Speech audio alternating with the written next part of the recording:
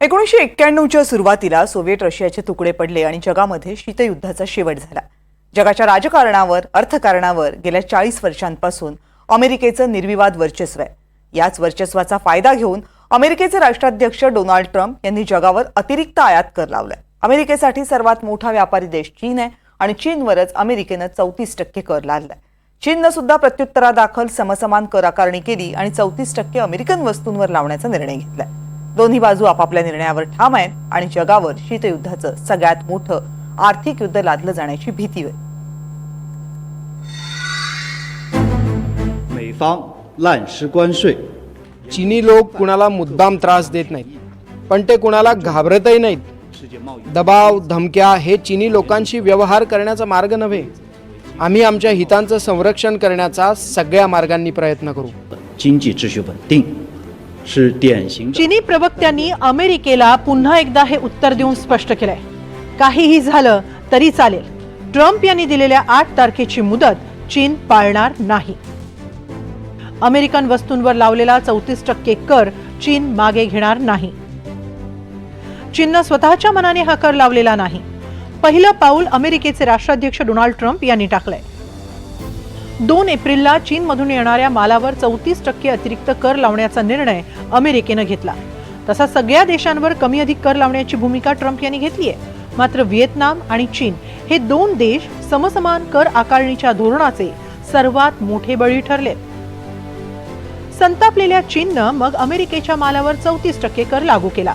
आता चीननं कर मागे घेतला नाही तर आम्ही 50% कर लावू असा इशारा ट्रम्प यांनी दिलाय। त्यामुळे 2 तारखेला सुरू झालेलं व्यापार युद्ध आणखी तीव्र होणार हे निश्चित आहे। As you know, against my statement, they tariff आधीच होते। मी म्हणालो त्यांनी लावलेले कर जर उद्या 12 वाजेपर्यंत हटले नाहीत तर आम्ही त्यांच्यावर आणखी 50% कर लावू। ते देश श्रीमंत होत आहेत, याला आम्ही म्हणजे व्हाईट हाऊसच जबाबदार आहे। इथूनच शेकडो अब्ज डॉलरचं नुकसान होत आलंय। आता तसं होणार नाही। people again that were in the White House that allowed this to happen.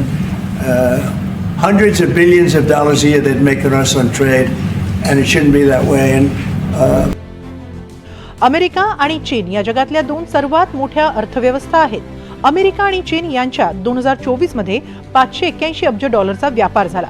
त्यापैकी 438 अब्ज डॉलरच्या वस्तू आणि सेवा चीनमधून अमेरिकेत निर्यात झाल्या, तर अमेरिकेतून 143 अब्ज डॉलरच्या वस्तू चीनला निर्यात झाल्या। त्यामुळे दोन्ही देशातील व्यापारी तूट 295 अब्ज डॉलरची आहे। या व्यापारात अमेरिका चीनवर अगदी नगण्य कर लावते, तर चीन मात्र अमेरिकेवर लक्षणीय कर लावतो। असे करत असताना चीनला WTO आणि गॅट या दोन्ही करारांचं संरक्षण मिळतं। नेमका चीनच्या बाजूने झुकलेला व्यापाराचा हा तराजू पुन्हा एकदा समतोल व्हावा म्हणून कर लादत असल्याचा ट्रम्प यांचा दावा आहे। मात्र हे करत असताना त्यांनी अवलंबलेला जबरदस्तीचा मार्ग चीनला काही पटलेला नाही। 美方滥施关税 चीनी लोक कुणाला मुद्दाम त्रास देत नाहीत, पण ते कुणाला घाबरतही नाहीत।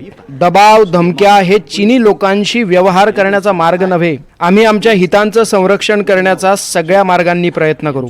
जर अमेरिकेनं आमच्या हितांकडे आणि इतर देशांच्या आग्रहाकडे दुर्लक्ष केलं आणि व्यापार युद्ध लढायचं असा हट्टच केला तर चीनही शेवटपर्यंत लढेल। 中方对此 अमेरिकेचे राष्ट्राध्यक्ष डोनाल्ड ट्रम्प आणि चीनी राज्यकर्ते दोघंही तुर्तास माघार घेण्याची कोणतीही शक्यता दिसत नाही। त्यामुळे आता दोन्ही देशातील व्यापार युद्धामुळे जागतिक अर्थव्यवस्था मंदीच्या दरीत लोटली जाईल अशी भीती व्यक्त होतीये। नजीकच्या भविष्यात चीन आणि अमेरिका यांच्यात व्यापार युद्ध भडकलं तर त्याचा फटका चीनला कमी आणि अमेरिकेला जास्त बसण्याची शक्यता आहे। चीननं अमेरिकेला जाणारा माल थांबवला तर अमेरिकेला तातडीनं तोच माल पुरवणारा नवा देश शोधावा लागेल। अमेरिकेत नव्यानं वस्तू तयार करणारे उद्योग उभे राहत नाहीत तोवर माल तेथील लोकांना चढ्या भावानेच विकत घ्यावा लागेल। महागाई वाढल्यानं अमेरिकन लोकांच्या रोजच्या जगण्यावर विपरीत परिणाम होणार आहे। अमेरिकेनं 34% वर आणखी 50% कर लावला तर चीनी मालासाठी अमेरिकन बाजारपेठ बंद होईल। चीनमध्ये तयार होणाऱ्या वस्तू प्रामुख्यानं अमेरिकेत विकल्या जातात। हीच बाजारपेठ बंद झाली तर तो माल युरोपियन युनियनमधील देश आणि भारतात डंप केला जाऊ शकतो। त्यामुळे भारतीय ग्राहकांचा फायदा होईल, मात्र स्थानिक उद्योजक आणि व्यापाऱ्यांच्या व्यवसायावर विपरीत परिणाम होऊ शकतो।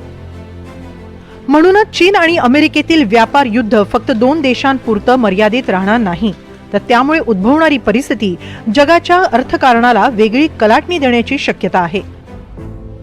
Bureau report, NDTV Marathi.